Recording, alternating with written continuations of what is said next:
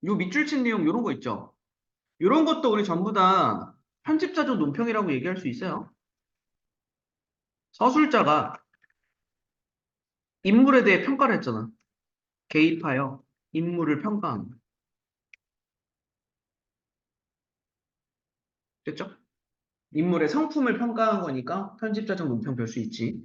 그래서 부인이 더욱 미워하여 서롱의 모습을 보고 자리를 깔고 우리를 만들어 그 안에 가두고 인곰이라고 부르면서 매일 나와 구경을 하되 작대기로 쑤시니 서롱이가 괴로움을 이기지 못하여 그 작대기를 피하여 이리저리 다니니 부인은 그 모습을 보고 더욱 기뻐하고 더 못살게 굴고. 괜찮습니까?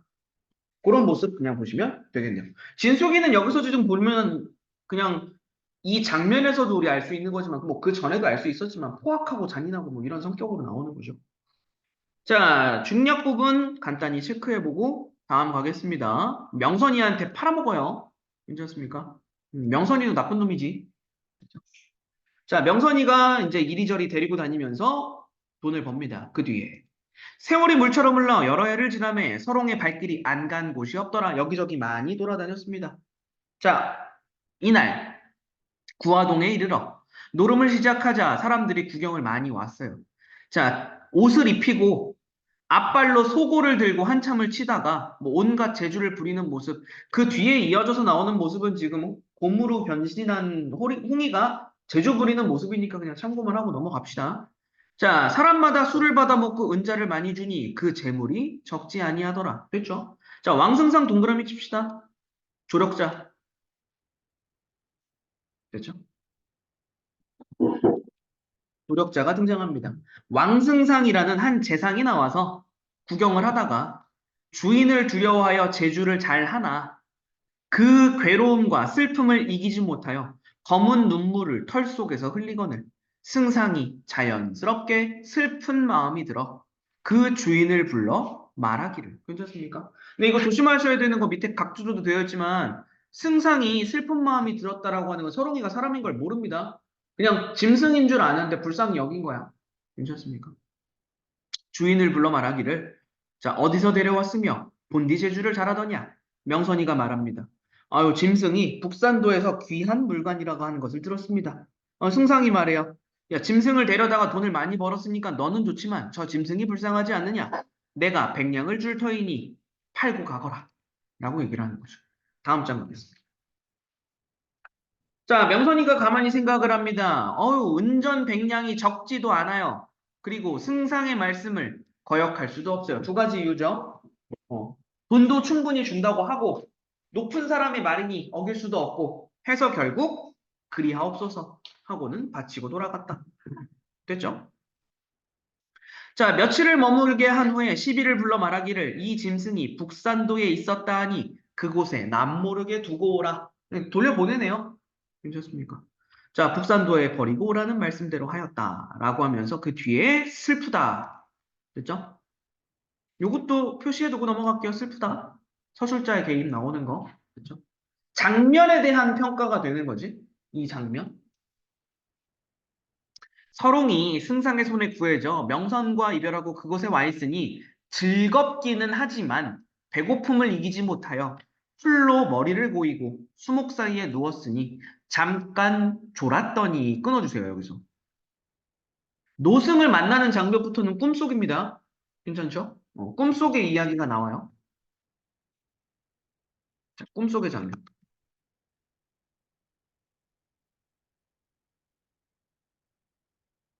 됐죠? 자, 노승 역시나 동그라미. 조력자. 두 번째입니다.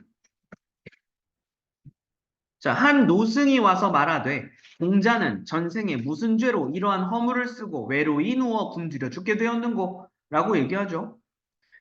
바랑에서 대추를 내어주면서 이걸 먹으라고 하거늘 홍이 받아먹으니 배부르고 정신이 씩씩하더라. 홍이 일어나 절을 하며 말하기를 존사. 여기 별건 아닌데 이 노승을 가리키는 다른 말이죠. 존사. 됐습니까? 존사는 어디에 계시며 무슨 일로 다니다가 굶주려 죽게 된 인생을 살려주시니 그 은혜가 백골난망이로소이다. 라고 하니까 노승이 말하기를 소승은 소승도 똑같은 사람이죠. 괜찮습니까? 노승, 존사, 소승 셋 다 같은 사람입니다. 지칭하는 대상이. 덕음산 쌍용 사이에 있으니 동구에 다니다가 잠깐 굶주린 모양을 보고 위로하였거늘 그것을 뭐 은혜라고까지 하십니까? 이곳을 떠나서 북편 소로로 수백 리를 들어가면 취용산이라고 하는 산이 있고 그 안에 운담도사가 있으니 운담도사 네모 하나 칠게요. 야, 운담도사는 지금 이 노승이랑 다른 사람이에요. 그러니까 이 운담도사도 이제 조력자이긴 하거든요. 그러니까 세 번째 조력자가 되는 거야, 얘는. 괜찮습니까? 대신에 방금 전에 지금 이제 서롱이가 대화를 나누고 있는 이 노승이라고 구분해 주셔야 됩니다. 그렇죠? 자, 운담도사가 있으니 그 도사를 만나 도업을 배운 후 왕승상의 은혜를 잊지 마시옵소서라고 얘기를 하죠. 하면서 약을 주었습니다. 됐죠? 그 노승의 은혜를 측량할 수가 없더라. 인하여 간대었건을 이상한 마음에 두루 살폈더니 문득 뒷동산에 뻐꾹새 울음을 운다. 자, 여기서 끊어주시면 됩니다. 뻐꾹뻐꾹 우는 소리 여기서부터 다시 현실이죠? 여기서부터 다시 현실. 깨어나니 남가 일몽이라. 일신에 가득하던 병이 없고 수족을 마음대로 놀리면서 능히 말을 하니 죽었다가 다시 살아난 것 같더라. 다시 인간의 모습으로 돌아왔다라는 걸 얘기하는 거죠. 괜찮습니까? 뭐, 요 정도 내용으로 정리를 해두시고, 그 뒤쪽에 이제 이어지는 내용들 참고해 둘 수는 있겠죠?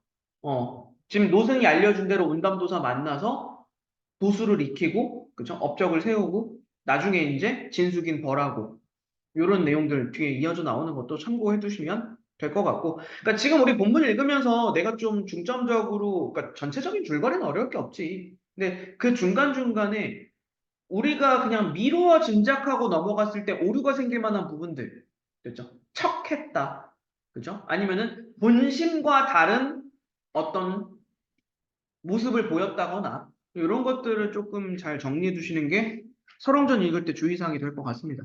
괜찮죠? 오케이, 요 정도 내용 잡아두시면 문제 없겠네요.